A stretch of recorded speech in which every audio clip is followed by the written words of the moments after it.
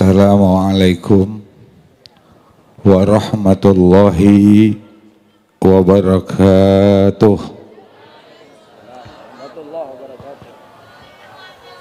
Alhamdulillah wa syukurillah wa ni'matillah wa ridhaillah wa bisyafaati Rasulillah sallallahu alaihi wasallam. Allahumma salli wa sallim ala Sayyidina Muhammad wa ala alihi wa azwajihi wa dhurriyyatihil kiram. Amma ba'du. Qala nabiyuna Muhammad sallallahu alaihi wasallam, man addama li maulidi kuntu safi'an lahu yaumal qiyamah. Ma'asyiral hadirin wal hadirat yang dimuliakan Allah, alhamdulillah wa syukurillah kita bisa berkumpul di tempat yang penuh bercucuran rahmat dan syafaatnya Nabi Yuna Muhammad sallallahu alaihi wasallam. Semoga kumpulnya kita ini diberikan satu keberkahan, satu kenikmatan fid dini wa dunya wal akhirah. Allahumma amin ya rabbal alamin.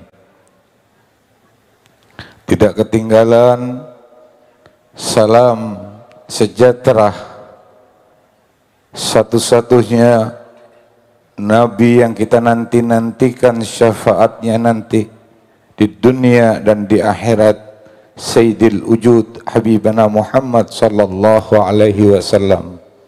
Allahumma salli ala Muhammad. Yang saya hormati para alim, para kiai, para asatid wal asatidah, wabil khusus kepada cucu dari Nabi Yuna Muhammad sallallahu alaihi wasallam yang sudah bertempat di majlis ini. Mudah-mudahan beliau al-Habib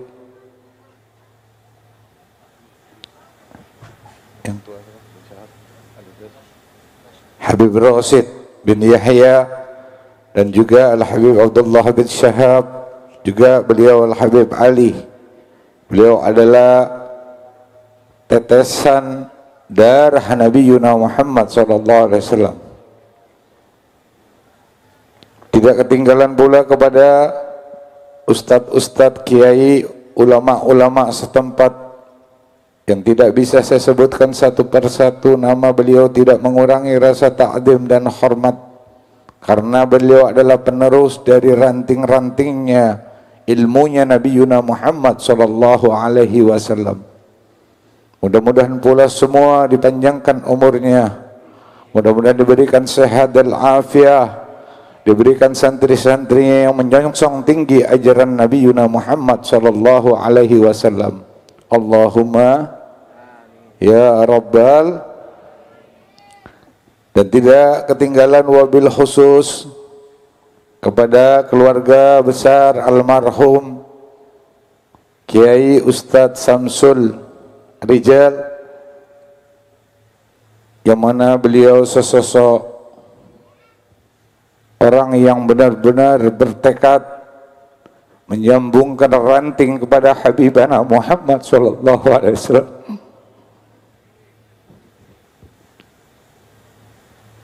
Beliau sesosok orang yang bersiar, tidak kenal lahan, tidak kenal lelah. Dengan pulangnya beliau, mungkin Nabi Yuna Muhammad sallallahu alaihi wasallam sudah merindukan beliau. Jadi kita semua, khususnya pengikut beliau, santri-santri beliau, ikhlaskan dengan kepergian beliau. Tidak ada lain, beliau sudah dijemput oleh Rasulullah sallallahu alaihi wasallam.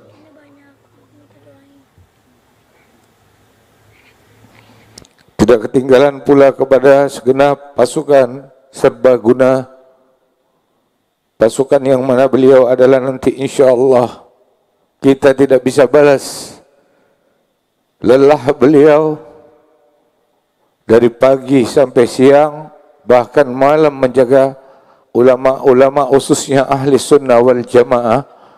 InsyaAllah kata Nabi Muhammad sallallahu alaihi wasallam, di dunia aku tidak bisa balas engkau, di akhirat engkau akan aku kumpulkan bersamaku. Allahumma ya Rabbal. Ma'asyiral hadirin wal hadirat yang dimuliakan Allah, Rasulullah sallallahu alaihi wasallam mengatakan di dalam hadisnya, bersabda, siapa yang mengadakan maulidku, mengadakan peringatan kelahiranku, akan aku berikan satu jaminan syafaat, kata Rasulullah sallallahu alaihi wasallam. Mudah-mudahan kita semua yang kumpul di majlis ini tergolong orang-orang yang dicatat oleh Nabi Muhammad sallallahu alaihi wasallam. Ma'asyiral hadirin yang dimuliakan Allah, kalau kita bercerita tentang sejarah kelahiran Nabi Muhammad, Rasulullah dilahirkan, tidak ada lain satu-satunya adalah Rasulullah untuk menyelamatkan kita dari dunia dan api neraka. Sebab apa? Sayyidina Habibana Muhammad sallallahu alaihi wasallam 24 jam tidak ada lain kerjaan beliau menangisi. Tangisan beliau sampai pernah beliau menangis di dalam masjid. Allah Subhanahu wa taala mendengarkan tangisan Nabi Muhammad sallallahu alaihi wasallam. Bukan Allah Subhanahu wa taala tidak tahu apa yang lagi dikerjakan oleh Sayyidil Habibana Muhammad sallallahu alaihi wasallam. Allah tahu apa yang sedang dikerjakan di dalam masjid Rasulullah sallallahu alaihi wasallam. Lalu menangis, apa tangisannya Allah tahu, tapi Allah Subhanahu wa taala perintahkan Jibril, wahai Jibril, engkau datang kepada kekasihku Habibana Muhammad sallallahu alaihi wasallam. Jibril diperintah oleh Allah Subhanahu wa taala menjumpai kekasihnya Habibana Muhammad sallallahu alaihi wasallam. Lalu dikatakan oleh Jibril, ya Rasulullah, mata tabki, apa yang membuat engkau menangis ya Rasulullah? Rasulullah sallallahu alaihi wasallam sedang menangis. Di situ didatangi Jibril dan Jibril bertanya kepada baginda Nabi Muhammad sallallahu alaihi wasallam, apa yang membuat engkau menangis wahai Rasulullah? Rasulullah sallallahu alaihi wasallam menjawab, aku sedang membaca surat yang mana Nabi Musa alaihi salatu wassalam dan juga Nabi Ibrahim alaihi salatu wassalam sudah memberikan satu gagasan kepada Allah Subhanahu wa taala, tidak mau lagi memberikan syafaat ala ummatuh, tidak mau memberikan syafaat kepada umatnya Nabi Musa alaihi salatu wassalam. Lantaran Nabi Musa alaihi salatu wassalam merasa masih kurang beliau mengabdi di hadapan Allah Subhanahu wa taala. Dia mau menjamin umatnya. Begitu pula Nabi Ibrahim alaihi salatu wassalam. Sampai sama melepaskan dari syafaatnya dan memasrahkan kepada Allah Subhanahu wa taala, ya Allah, aku pasrahkan umatku, terserah engkau, mau engkau masukkan neraka dan kau siksa. Itu yang ditangisi oleh Nabi Muhammad sallallahu alaihi wasallam. Akhirnya Jibril berangkat menghadap Allah Subhanahu wa taala. Disampaikan oleh Jibril kepada Allah Subhanahu wa taala, ya Allah, ternyata kekasihmu Habibana Muhammad sallallahu alaihi wasallam menangisi bahwa Nabi Musa sudah tidak mau memberikan syafaat ala ummatuh.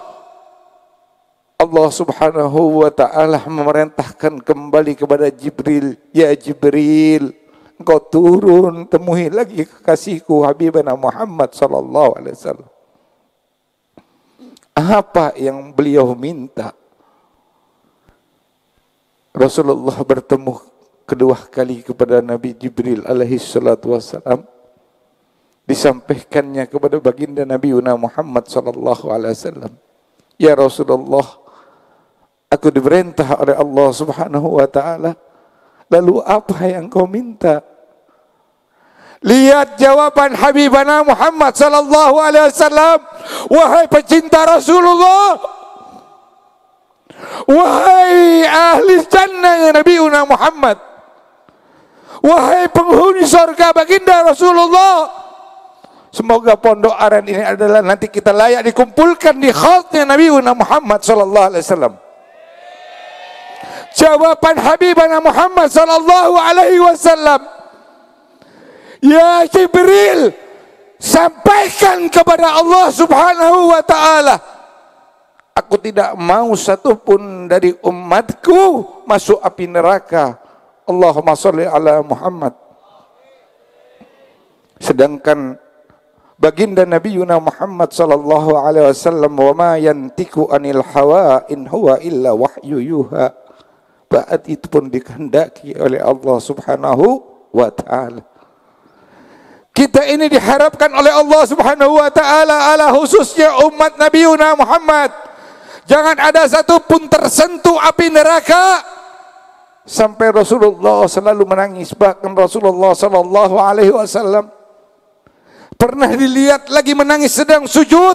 Sujudnya Nabi Muhammad sallallahu alaihi wasallam tidak diangkat keningnya Nabi Muhammad. Sebelum ada adzan Bilal, pernah dilihat tangisan itu oleh Siti Aisyah radhiyallahu anha. Siti Aisyah radhiyallahu anha melihat Nabi Muhammad dan tidak pernah mendengar tangisan Nabi Muhammad sampai ada suaranya terdengar di telinganya Habibah Siti Aisyah radhiyallahu anha. Setelah sholat, Rasulullah mengangkat keningnya, mengangkat kedua tangannya Nabi Muhammad sallallahu alaihi wasallam. Setelah itu ditanya oleh Siti Aisyah radhiyallahu anha, "Mata tabki ya Rasulullah? Mata tabki ya Nabi Allah?" Ditanyakan oleh istrinya Siti Aisyah radhiyallahu anha. Rasulullah menjawab kepada Siti Aisyah, "Wahai Siti Aisyah, aku sujud dan ku angkat kepalaku dan ku angkat kedua tanganku. Tidak ada lain. Aku munajat meminta kepada Allah Subhanahu wa taala. Ya Allah, ampuni dosa-dosa Siti Aisyah yang sudah dia buat dan yang belum dia buat." Tapi tidak cukup di situ, baginda Nabi Muhammad sallallahu alaihi wasallam menyambungkan lidah lagi kepada Siti Aisyah, kata-kata, "Wahai Aisyah, tapi aku tidak cukup kepada engkau, tapi aku ala ummati, dan aku munajat meminta kepada Allah Subhanahu wa taala, ya Allah, ampuni dosa-dosa umatku yang sudah engkau buat, yang sudah dibuat dan yang belum dibuat. Allahumma sholli ala Muhammad." Pantas tidak seandainya kita di atas bumi Allah ini, sedangkan kata Allah, "Aku tidak akan ciptakan bumi ini jika tidak ada nur Habibana Muhammad sallallahu alaihi wasallam." Kalau zaman sahabat duduk bareng dengan Nabi Muhammad, melihat muka Nabi Muhammad, menggandeng tangan Nabi Muhammad, bahkan di dalam sejarah dan cerita riwayat para alim ulama di dalam kitabnya Habib Abdullah bin Alwi Al-Haddad, segala imam pun mengatakan bahkan sampai air wudunya Nabi Muhammad sallallahu alaihi wasallam ditunggu oleh para sahabat-sahabat yang ada di saat itu. Bagi canduknya Nabi Muhammad pun ditunggu, di mana dibuang darah canduknya Nabi Muhammad sallallahu alaihi wasallam. Kita tidak hidup di zaman Nabi Muhammad. Kita tidak ikut di perangnya Nabi Muhammad. Apalagi kalau kita bercerita anak cucu Nabi Muhammad terpenggal di dalam perjalanan perang. Tidak ada lain menyelamatkan kita di saat ini untuk menghadapi syafaat umat Nabi Muhammad sallallahu alaihi wasallam. Lihat perjuangan beliau. Seandainya Rasulullah sallallahu alaihi wasallam mengatakan fulan di neraka pantas, tapi tidak. Baginda Nabi Muhammad sallallahu alaihi wasallam punya hati cinta kepada umatnya sampai nanti di alam kubur kita, sampai di yaumul qiyamah, kata Rasulullah sallallahu alaihi wasallam. Bahkan di satu sejarah mengatakan, seandainya umat itu dalam keadaan mati mencintai aku, kata Rasulullah, maka ajalnya, di saat ajalnya tiba, aku akan datang menyambut mendampingi ajalnya keluar. Bahkan malaikat akan malu mencabut dengan kesakitan, karena ada di sisinya ada Nabi Muhammad sallallahu alaihi wasallam. Senang tidak? Senang tidak? Kita duka malam hari ini mengadakan maulid. Guru kita tidak ada, ustadz kita Samsul tidak ada, tapi beliau sudah duduk dengan bersama Habibana Muhammad sallallahu alaihi wasallam. Yakin tidak?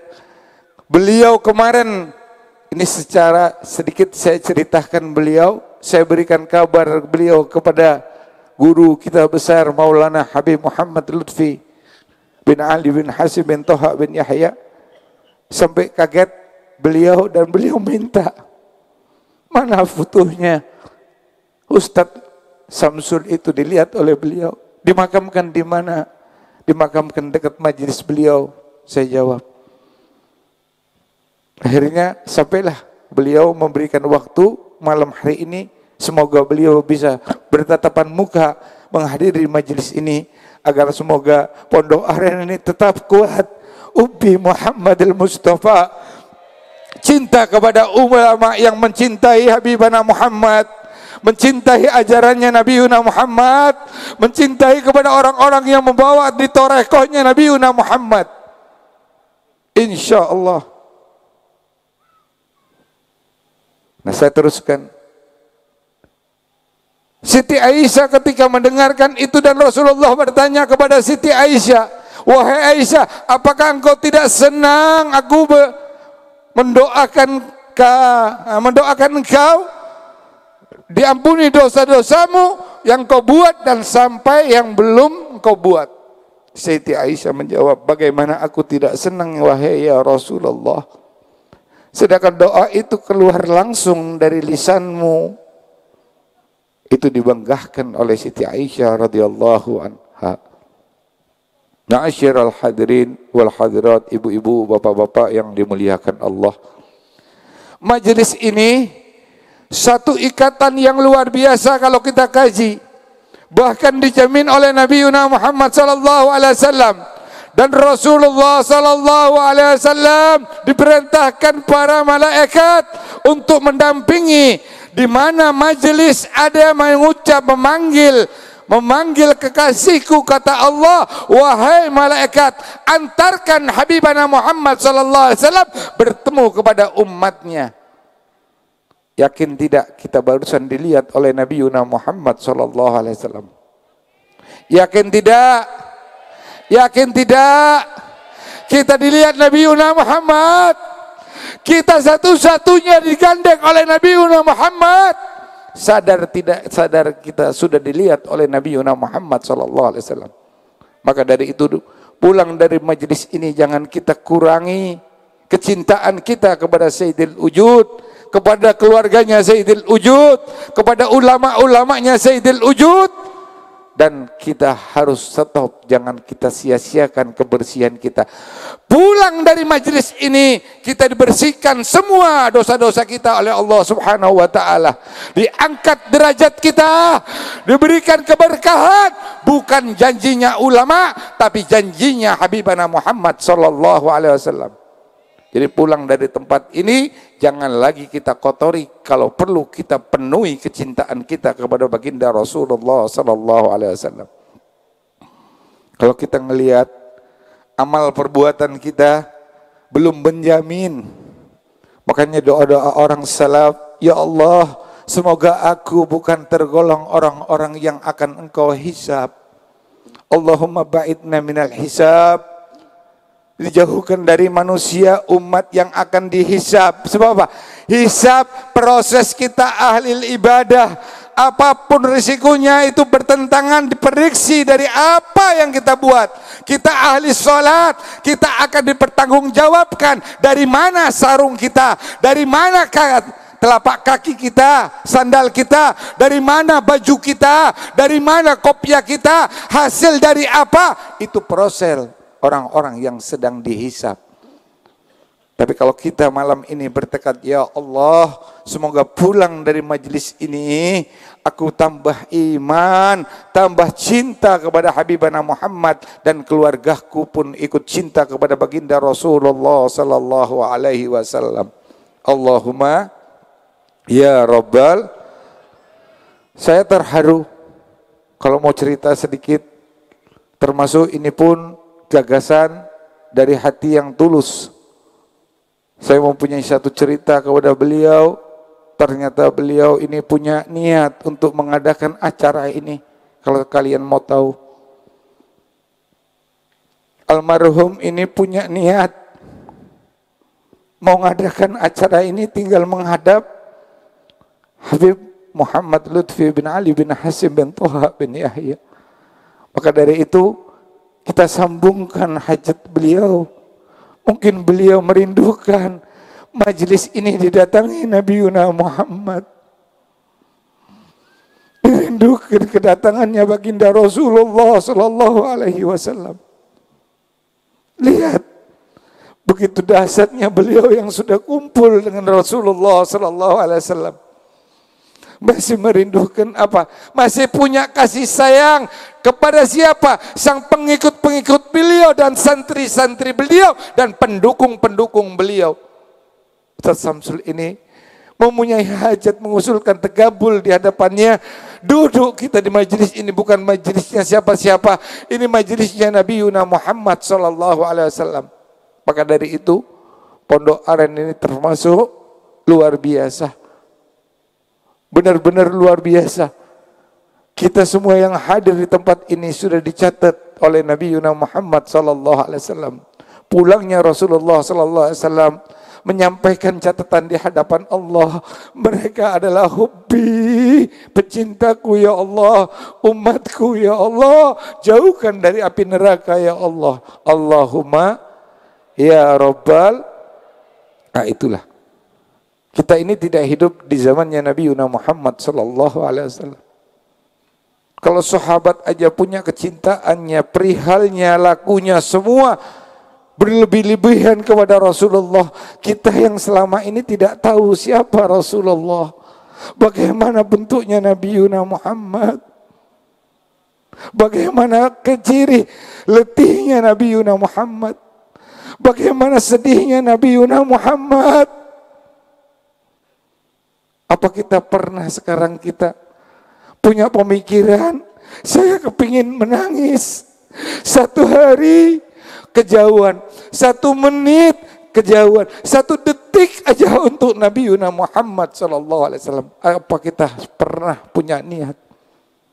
Paling kalau barang kita hilang, istri hilang, anak hilang, suami hilang, kita baru bisa nangis. Harta kita hilang, kita baru bisa menangis. Coba dari malam hari ini kita niati, ya Allah, duduk kita munajat, mau ketemu tidak ketemu Rasulullah sallallahu alaihi wasallam, dijanjikan Nabi Muhammad.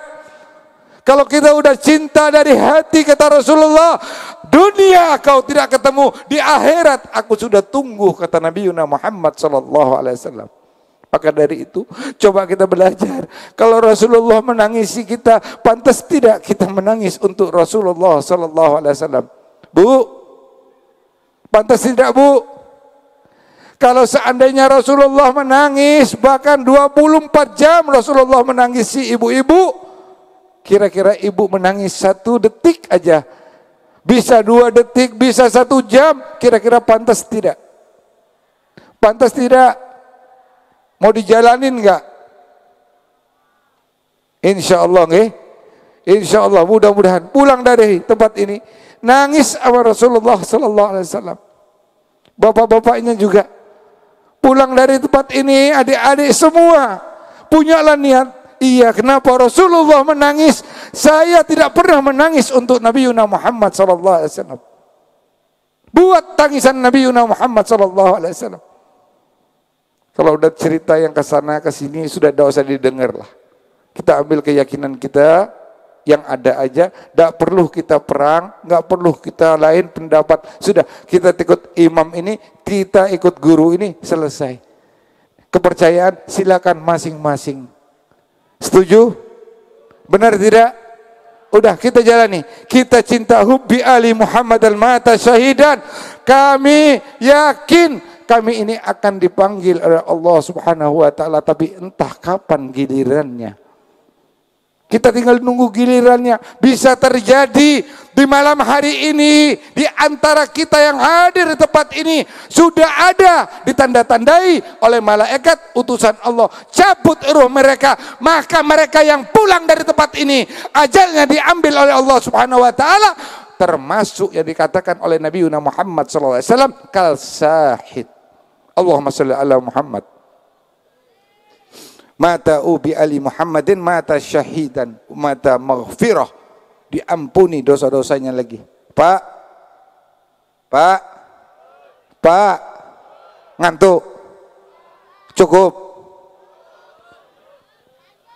Seandainya ini bapak-bapak dulu bu, nggih, bapak-bapak, adik-adik pecinta Rasulullah sallallahu alaihi wasallam, seandainya hari ini kalian dicabut ruhnya, siap tidak? Siap, yang kencang, siap tidak? Awas, disaksi malaikat ya. Siap? Yang hadir ada 1000, yang jawab 100. Pak, ini pertanyaan lagi Pak, jawab dari hati Pak. Jawab dari hati. Seandainya malaikat malam ini diutus ngambil ruh panjenengan, ngambil ruh kalian semua yang hadir di tempat ini, di antaranya ada yang kepilih harus diambil ruhnya, siap tidak? Mending mau 100, 200. Insya Allah. Kenapa tidak siap? Kita menunggu apa lagi? Di saat kita berbuat jelek terus diambil, naudzubillah. Ketika kayak gini kita minta, ya Allah, seandainya saya 1 detik lagi akan termasuk orang-orang yang tidak beriman, maka ambillah ya Allah ruhku ya Allah. Harusnya kayak gitu. Apalagi di majelisnya Nabi Muhammad SAW, kita tekad, ya Allah, aku berangkat ikhlas 1 langkah mengunjungi apa? Majelisnya Nabi Muhammad SAW. Seandainya ruhku dipanggil, maka ambillah ya Allah. Yang penting aku bersama di surganya Nabi Muhammad sallallahu alaihi wasallam. Allahumma, ibu-ibu, bu, siap. Siap. Ninggal anak, ninggal istri, ninggal suami. Siap. Siap. Sing hadir 500, sing jawab 7. Bu, siap? Siap? Iya siap. Hilang lanangnya ora apa-apa bu. Nang surga udah ada gentinya. Allahumma ya Rabbal. Tapi jangan balik dari sini terus aku ora usah karo sampean nang surga sono lanangku. Udah ada lanang saya cukup. Ya salah bu, nggih. Insya Allah ibu nemui lanange sampean sing sebenarnya kapan sampean taat maring wong lanange.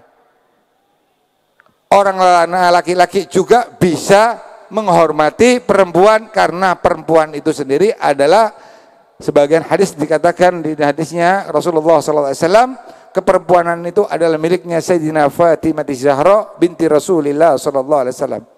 Jadi sampean wong lanang-lanang ojo gampang nyakiti wong wadon. Ngerti bahasa Jawa bu? Bu, kita ngerangi wong akeh wong Jawa kok gaya. Bu, ngerti bu?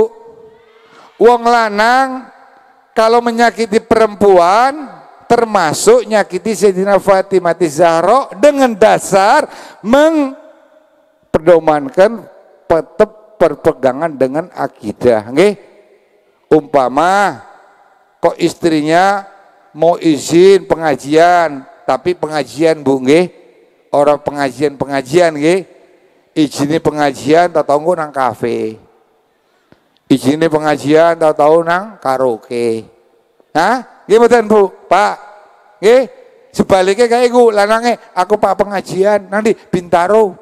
Sing teko Habib Lutfi malah orang meneh malah mana. Jadwalnya pas meneh. Kene bubar ya karena bubar. Nah niku sing salah kaprah nggih. Insyaallah ibu-ibu, bapak-bapak, pemuda-pemuda semua yang ada di sini kita tergolong orang-orang yang akan kelak nanti dimasukkan surganya Allah Subhanahu wa taala. Allahumma ya rabbal amin. Insya Allah dilihat dari muka-muka walaupun gelap tapi udah ada cahaya nur Nabi Yuna Muhammad. Apalagi di sini tambah terang, berarti uang lanangnya lebih semangat daripada uang wadon. Apakah kabel sing kurang? Apakah lampunya yang kurang? Apa memang nure separuh tok uang wadon? Sebab ono cerita, nggih. Ada cerita Al Habib Anis di kita pengajian Maulid menceritakan tentang ibadah. Ini Bu, dirungake Bu, Pak, dirungake. Nyeritakan tentang bab sodakoh. Sodakoh itu dafiul bala, jauh akan dari bala. Diceritakan sodakoh, wah ngelawat sampai bisa ngelawan 75 iblis. Ngerti? Satu kali sodako bisa ngelawan 75 iblis Bu. Kenal iblis Bu? Kenal lang di? Waduh, Pak sampean lah wadone kenal iblis. Istri bapak-bapak kenal iblis. Masya Allah, serem teman. Kenal Bu? Kenal ora, yang ngerti ya. Sebab gawe sing kaya iku iblis kabeh nggih. Aja ngomong kenal, ngesuk lanange njaluk cerai. Nah niku Bu, Pak. Melawan 75 termasuk iblis, setan. Nggih mboten? Sampun pengajian sudah kelar pengajian. Ada satu orang ngobrol sama Habib Anis. Bib, saya mau sodakoh. Insya Allah ada di rumah saya, insya Allah siap. Karena ini punya hati yang benar-benar dalam dan dia mendengarkan pengajian itu benar-benar dengan khusyuk dan dia pulang dijalankan. Dia sampai nyampaikan, besok saya tak sodakoh Bib. Ya. Si lanang pulang ke rumahnya tanpa pamit lagi sama istrinya, barang harta-hartanya dikumpulkan. Hartanya sudah dikumpulkan, kumpulkan semua sudah, istrinya keluar. Tanya sama suaminya, ini mau dikemanakan? Mau saya sodakohkan semua. Loh, kita makan apa? Sudah, diem. Are, kita aja makan belum bisa, kamu mau sodakoh. Sampai si suami sang istri ribut. Sudah tukaran, ribut, si suami ribut, sang suami akhirnya ngalah. Sang suami ngalah. Habis sang suami ngalah, sang suami besoknya lagi ikut pengajian lagi. Sang Habib ingat, kopiah yo ingat, raya yo ingat, ingat semua, bajunya ingat. Habis pengajian dituding, meneh diundang, dipanggil yang janji mau sodako tadi, dipanggil. Sudah dekat, ditanyai, gimana sudah sodako? Sang suami jawab, Bib, maaf Bib, sampean ngomong, Habib ngomong kalau sodako itu satu kali sodako ngelawan 75 iblis setan. Ki aku saya ngelawan satu aja di rumah orang mempan. Iblis siji nang omah bae orang mempan aku. Apa meneng ngelawan sing 70, Beb? Aduh, ora sanggup. Niku. Jadi termasuk bojo ini mau dianggap iblis. Siji-siji iblis. Aku Pak sodako, mau sodako dilarang. Takut ini itu semualah. Akhirnya dilaporkan sama Habibnya bahwa apa? Beb, boro-boro saya mau ngelawan iblis 75, satu aja saya nggak sanggup di rumah. Allahumma sholli ala Muhammad. Tapi insya Allah di Pondok Aren tidak ada wanita-wanita yang sudah didampingi oleh suaminya, apalagi di bab sodakoh, insya Allah min ahli sodakoh. Allahumma ya Rabbal alamin. Ibu-ibu, bapak-bapak hadirin wal hadirat, kalau ngelihat keagungan Nabi Muhammad sallallahu alaihi wasallam, kalau kita cerita maulidnya Nabi Muhammad, wah dari lahir, dari sebelum lahir, memang sudah punya ketakjuban yang luar biasa. Seakan Siti Aminah itu tidak merasa mengandung, tidak mengandung. Tidak seperti istri-istri kita yang sekarang mengandung. Baru 3 bulan sudah rewel. Yang alias kadang-kadang ngidam. Ada yang ngidam jaluk tuku cuek, ada yang ngidam jaluk tuku emas, ada yang ngidam jaluk ngerujak, ada yang juga jaluk baju. Udah, pokoknya macam-macam ngidamnya. Tapi Rasulullah Sallallahu Alaihi Wasallam di dalam kandungannya malah membuatkan satu kenikmatan kepada ibundanya.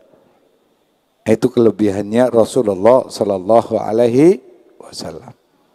Jadi pantas kalau Rasulullah Sallallahu Alaihi Wasallam mendapatkan gelar-gelar yang luar biasa. Bahkan di sisi sahabatnya Rasulullah Sallallahu Alaihi Wasallam, di istrinya Nabi Muhammad Sallallahu Alaihi Wasallam, bahkan sampai mantunya Rasulullah Sallallahu Alaihi Wasallam itu sampai dikeluarkan, seandainya ada Nabi setelah aku maka engkau wahai Aisyah. Sayyidina Ali bin Abi Thalib juga dikatakan, ya Ali, seandainya ada Nabi setelah aku maka engkau. Beliau-beliaulah yang pantas. Sebab apa? Beliau-beliaulah yang jejaknya mengikuti Nabi Muhammad sallallahu alaihi wasallam. Dari syiarnya, dari apapun yang dia buat. Ingat Sayyidina Ali bin Abi Thalib tidak mau makan kalau tidak ada temannya tamu, walaupun tamu itu jauh dicari dulu kalau tidak ada. Sampai berapa mil dicari baru diajak makan bareng. Itu Sayyidina Ali bin Abi Thalib. Jadi makan kalau tidak ada temannya tamu, jadi tidak kedatangan tamu satu hari. Sayyidina Ali bin Abi Thalib itu bahkan mencari tamunya, itu dicari sampai berapa mil baru kalau udah ketemu diajak. Hanya mau ngajak makan bareng ceritanya. Nah ini cerita lagi, kalau seandainya orang ahli sodakoh. Ahli sodakoh itu sampai dikatakan di kitab Habib Ali itu 70 setan melawan 70 setan. Di dalam kitabnya. Tapi seandainya kita dari ahli sodakoh, ada satu riwayat cerita orang tukang jual kapuk sama tukang jual ikan. Di zaman dulu itu kapuk itu cuma hanya berapa real. Dirham, bahkan bukan real, dirham. Dapat hasilnya cuma berapa dirham, setiap setengah dirham dia sodakohkan. Istrinya pun sudah jiwa sodakoh. Setiap dapat disodakohkan, dagang. Itu kapuk. Sekali waktu ada orang bertengkar, ribut, bergulat lantaran utang piutang, yang nutup adalah bakul kapuk ini tadi. Hasil dia kapuk tadi ditutup, ditanya kenapa kau perang? Kenapa kalian gulat? Karena dia punya utang tidak membayar kepada saya. Akhirnya beliau apa? Menutupi utangnya. Ditutupi utangnya dengan hasil dagangnya dia di saat hari itu. Tiba-tiba dia pulang dari rumah, sang istri menunggu, biasa dia setor setengah dirham, Ini tidak sama sekali. Tidak setengah, tidak satu, tidak ada kabar. Ditanya sama istrinya, kenapa kamu tidak setor hari ini untuk kita masak? Dijawab oleh beliau, saya tadi ada orang gulet di pasar, di jalan, saya pisah, ternyata beliau mau bunuh-bunuhan, tapi lantaran utang. Akhirnya saya yang nutup utangnya hasil kita dagang tadi. Akhir cerita, beliau sudah tidak ada modal lagi untuk apa? Untuk belanja, kapok lagi. Akhirnya sang istri melamun sama sang suami. Dia punya ide gimana kalau sampah-sampah ini kita kumpulkan kapuk ini. Kapuk yang ada dikumpul-kumpulkan, yang nempel di jendela, yang nempel di lubang angin, dikumpulkan semua sama mereka, sudah dapat, dia bawa ke pasar. Dia bawa sampai ke pasar, ternyata di pasar sudah lain, tidak ada orang yang beli kapuk beliau. Karena apa? Tidak seperti kapuk yang awal dia jual. Sudah sampai dari situ, karena tidak ada yang beli dia angkut pulang. Di perjalanan dia pulang, dia papasan dengan tukang ikan. Sang tukang ikan ini akhirnya menegur beliau menegur dan saling tanya, jual apa? Beliau menjawab, saya jual ikan. Yang ikan nanyakan tukang kapuk, kamu jual apa? Saya jual kapuk. Aku jual ikan nggak laku, kata beliau. Sang kapuk menjawab, aku juga hari ini tidak laku kapukku. Sudah selesai riwayat cerita. Subhanallah, ini kita lihat ketakjubannya kalau orang sudah diangkat derajatnya oleh Allah Subhanahu wa taala. Benar-benar beliau ahli sedekah, ditemukan masa tukang ikan mau ngajak tukar kapuk. Yang mana kapuk itu kalau dibawa sampai rumah digodok ya nggak jadi, ya kan? Nggak ada maslahatnya, 100% secara akal sehat bisa untuk makan. Tapi apa?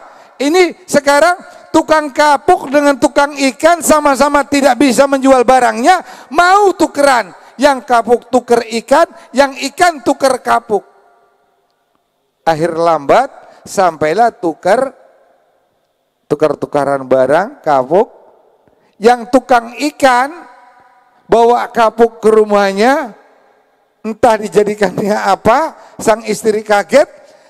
Yang tukang kapuk bawa ikan, mending pulang, Bu, saya nggak dapat duit, tapi saya dapat ikan. Karena apa? Kapuk nggak laku, diajak tukeran.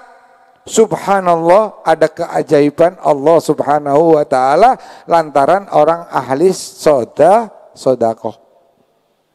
Ketika ikan itu dipasrahkan kepada istrinya, istrinya akhirnya menyiang ikan itu sampailah membelek perutnya, tiba-tiba dapat sebendolan batu. Setelah dapat batu itu akhirnya dipasrahkan suaminya. Suaminya akhirnya memasrahkan lagi kepada orang yang ahli batu. Secara akal, orang dimanapun kalau mau ditanya tempat jual, bisnis apa itu harus mengharapkan keuntungan.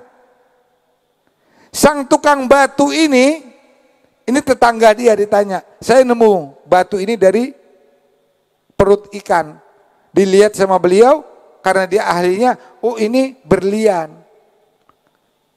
Coba kamu jual kepada bos saya, dibawa ke bosnya. Bosnya, kalau anda kata bosnya ini tadi memang mau cari uang, cari keuntungan, bukan Allah yang menggerakkan hati mereka semua, otomatis sudah dibeli murah oleh bosnya yang tadi. Tapi tidak, bosnya yang tadi itu malah mengantarkan, kalau seandainya kalian mau, saya beli cuma seharga sekian dirham, tapi kalau kamu bawa kepada bos saya, kalian akan dapatkan timbangan yang lebih besar harganya. Malah diperintahkan ke tempat bos yang besarnya lagi, biar mendapatkan dana anggaran yang lebih besar. Sampai dianjurkan ke sana, beliau berangkat sampai ke bos besarnya. Dilihatkan, dicek bahwa iya itu berlian ini semua. Si tukang berlian tadi nanya, mau dijual berapa? Si tukang kapuk tadi jawab, yang penting saya, istri saya bisa pergi haji. Sang batu menjawab apa? Sama sang kapuk, ini barang, ini batu bukan cukup untuk kamu berdua aja. Sekampung kamu bisa kamu bawa semua ke haji. Saking mahalnya batu itu. Itu tukang kapuk yang ahli sodako, setiap hasilnya berapa dia sisipkan untuk sodako. Sekali waktu setelah menampani uang rezeki yang dia jual tadi batu, dia pulang sampai rumah, tiba-tiba ada orang ngetok pintu dia. Baru dia ucapkan, Bu, nih uang hasil itu, nih separuh nanti kita sodakokan ya. Tiba-tiba di depan rumah dia ada yang ngetok, ngucap salam, dua manusia. Dua orang ngetok salam, assalamualaikum, dijawab oleh beliau, waalaikumsalam, dibuka pintu, ternyata orang minta-minta datang kepada beliau. Dua orang minta-minta. Sedangkan tadi hasil yang dua tadi, satu sudah dibelah dua untuk sang istri separuh, yang separuh memang untuk sodako. Akhirnya dua-duanya diterbangkan untuk sodako semua. Kosong lagi dia. Karena hati ikhlas sodako, itu dikasihkan kepada beliau. Dua-duanya 1,5. Yang orang pertama, yang kedua, orang kedua. Jadi tidak ada hasil sama sekali, hasil dia jual batu tadi, di lantaran ada peminta-peminta, pengemis datang dua manusia. Setelah dikasihkan, subhanallah, baru buka pintu, dia baru duduk, dia baru cerita sama istrinya, ya Allah, memang Allah sayang sama kita Bu ya. Rezeki baru ada di rumah, baru kita rencanakan, tapi diminta lagi sama Allah subhanahu wa ta'ala. Baru dia ngucap gitu, tiba-tiba ada yang ngetok pintu lagi. Ngetok pintu lagi, dibukakan lagi, orang tadi datang lagi kepada beliau. Tapi beliau berkata, aku bukan manusia, tapi aku malaikat diutus Allah subhanahu wa ta'ala untuk menguji engkau, karena engkau min ahli sodakoh.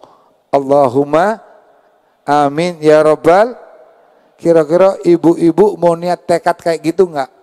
Walaupun dagang sirih, walaupun dagangnya karet, walaupun dagangnya kolor, tapi kok ono jiwa sodako, insya Allah jadi suksesnya dunia akhirat. Allahumma, itu contoh orang ahli sodako. Sodako, apalagi kalau ada kegiatan maulid-maulid. Ini khususnya ya. Kalau maulid ini kira-kira kita pantas tidak kita minta-minta untuk maulid? Kira-kira pantas enggak? Ngadakan maulid Rasulullah SAW kita minta-minta. Bukannya orang itu dengar ada maulid terus dia datang ujuk-ujuk, nih aku ikut untuk Rasulullah SAW. Kalau secara pribadi saya sangat remeh Rasulullah SAW. Rasulullah berproposal, Rasulullah sangat dikit. Kita jiwa kita berarti jiwa baru sedikit, cinta hubbi ali Muhammad dan mata syahidan. Seandainya kalau perlu bukan kita yang nunggu panitia datang ke rumah kita, dengar ada maulidnya Nabi Muhammad SAW, kita yang nyamperin panitia, saya ikut Rasulullah SAW, saya ikut untuk Rasulullah SAW, itu baru dikatakan cinta kepada baginda Nabi Muhammad SAW. Jangan buat malu Rasulullah. Jangan buat sedih Nabi Muhammad. Cukup Rasulullah sudah selalu sedih. Jangan ditambahi beban kita, kesedihan kita lantaran kita yang aneh-aneh. Tapi tanamkan kecintaan kita kepada baginda Rasulullah sallallahu alaihi wasallam. Allahumma ya rabbal alamin. Nah, ibu-ibu hadirin wal hadirat yang dimuliakan Allah. Jadi itu aja ibu-ibu, mohon maaf yang sebesar-besarnya. Mungkin jangan pulang dulu, ada doa dari Habib Ali penutupan. Mudah-mudahan insya Allah pulang dari tempat ini kita dipanjangkan umur, diberkahi umur kita. Walaupun beliau tidak hadir di mata kita, batin beliau sudah hadir di tempat ini, Maulana Habib Muhammad Lutfi bin Ali bin Hasim bin Toha bin Yahya. Beliau pasti mendoakan kita pulang dari tempat ini tetap cinta kepada Habibana Muhammad dan sayang kepada Habibana Muhammad, mendapatkan berkahnya maulid, dan insya Allah tetap santri dan pengikutnya almarhum tetap tabah, wabil khusus keluarga beliau insya Allah diberkahi, ditabahkan, dan anak-anak beliau menjadikan nanti anak yang penerus beliau almarhum. Allahumma amin ya rabbal alamin. Wassalamualaikum warahmatullahi wabarakatuh.